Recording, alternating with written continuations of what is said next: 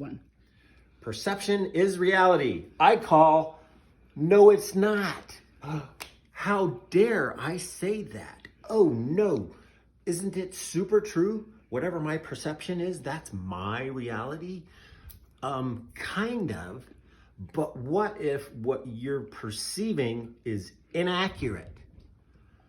Because people focus on this and they think, I feel this way. I think this is true. These are my beliefs about something.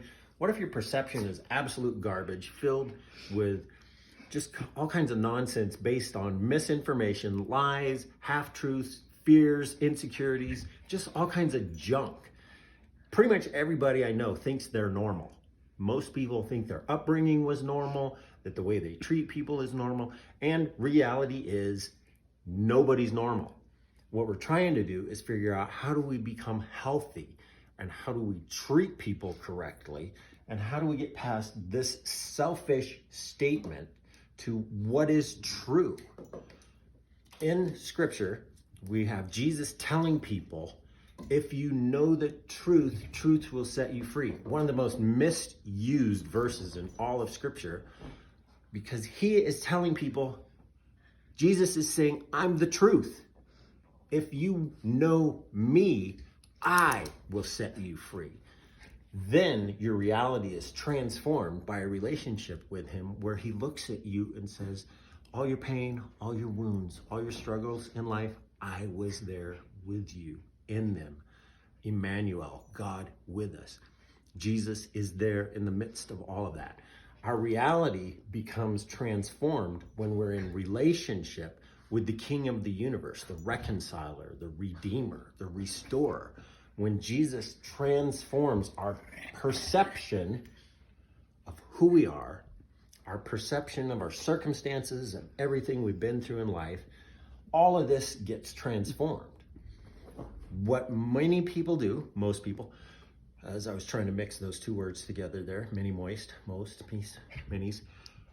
What happens a lot of times is people know this much and they have narrowed down whatever their life is to, this is my version of reality.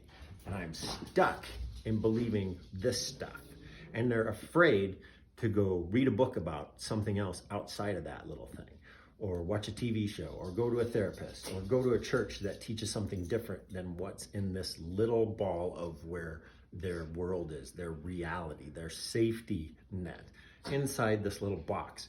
So they try to put their whole life in this box, and what they've done is squelched their growth, squelched their ability to become mature, to become healthy, to become free, to get rid of wounds and victimhood and entitlement and narcissism, to get rid of all that garbage so they're not focused on themselves, so they can go focus on other people. Do you agree or not? Is that true? So what we're trying to do is change our perspective, so it's not about just how I perceive things, but we have other people come alongside us and say, hey, take a look at your situation from a different angle, so the perspective is different, so you can look at it and go, oh, I missed this, I missed that, I didn't understand this, I didn't know that. And then the world becomes a bigger place. You learn things and your life is transformed. And you get outside of your own little narrow worldview and figure out the world's bigger than just me and what I believe and what I think. That's kind of scary. What do you think about that? Let us know.